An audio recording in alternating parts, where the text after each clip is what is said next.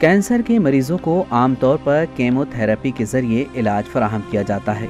इस थेरेपी के असर से मरीज के सर के बाल गिर जाते हैं और इससे जानलेवा बीमारी में मुब्तला मरीजों को दोहरे दर्द से गुजरना पड़ता है। खास तौर से खवातीन और बच्चे बाल उड़ जाने का दर्द शिद्दत से महसूस करते हैं।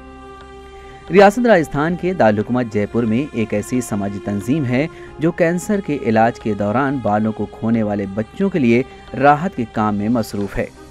ये तंजीम दूसरों से बाल डोनेट करवा रही है और इन बालों से विग तैयार करके कैंसर से मुतासरा बच्चों को लगाए जा रहे हैं।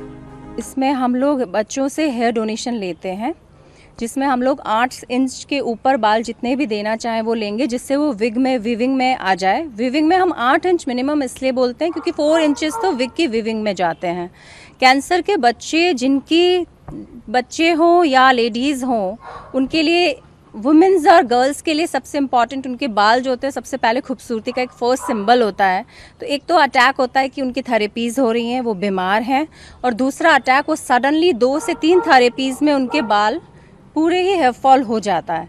तो वो एक अलग लेवल का डिप्रेशन होता है। तो शायद वो हर कोई नहीं देख पाता है, वो खुद ही महसूस करते हैं कि साथ खेलने वाले बच्चे, जैसे 1-2 बच्चियों से मैं मिली, वो साथ खेलने वाले बच्चे और या उनके भाई बहन उनको छेड़ रहे हैं, उनको इतनी समझ नहीं होती है कि ये कैंसर की वजह से चले गए हैं। तो एक पेन होता है। तो हम लोगों का था कि हेयर डोनेशन ले करके हम उनसे ही विग बनाएं और उन बच्चों को फ्री ऑफ कॉस्ट गिफ्ट करें। बट ये सिर्फ BPL रिलेटेड जो गरीब बच्चे हैं उन्हीं के लिए है। हिमांशी की बेटी कश्विनी भी अपनी मां के साथ इस मुहिम में मसरूफ है और उन्होंने भी अपने बाल डोनेट किए हैं। मैं चाहती हूँ कि और लोग भी करें ताकि उन बच्चों को भी अपना ब्यूटी मिले, ताकि वो भी खेल सकें और बच्चों के साथ उनको शर्म ना आए। करना अच्छी बात है, अपने तो फिर से उग जाएंगे, उनके थोड़े ना उगेंगे। कि जैसे हम कीमो रोकते हैं वैसे ही बाल वापस आना शुरू हो जाता है। बालों की ग्रोथ नॉर्मल होती है और 3 से 4 महीने के अंदर बालों की ग्रोथ बहुत एक्सेप्टेबल हो जाती है और फीमेल्स का लुक पहले जैसा हो जाता है। अब बात ये कि बाल का वो जो पीरियड है जो 4 से 6 महीने तक का होता है, उसको हम कैसे बेयर करें। तो उसके लिए ऑप्शंस हैं कि आप हेयर विग बना सकते हैं।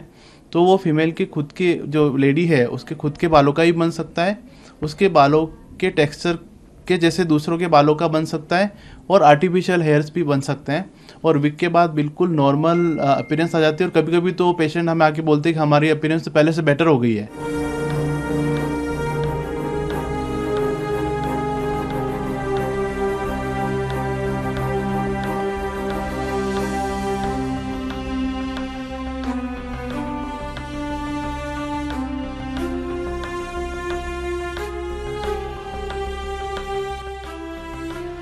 एक विशेष जो अब अगर हम इसके साइड इफ़ेक्ट की बात करते हैं तो इससे एलोपेशिया जैसे बाल जो होते हैं वो गिरते हैं। लेकिन इसमें महत्वपूर्ण बात ये भी समझने की है कि जब वो बाल गिरते हैं तो जब ट्रीटमेंट पूरा होता है तो वो बाल वापस भी आते हैं।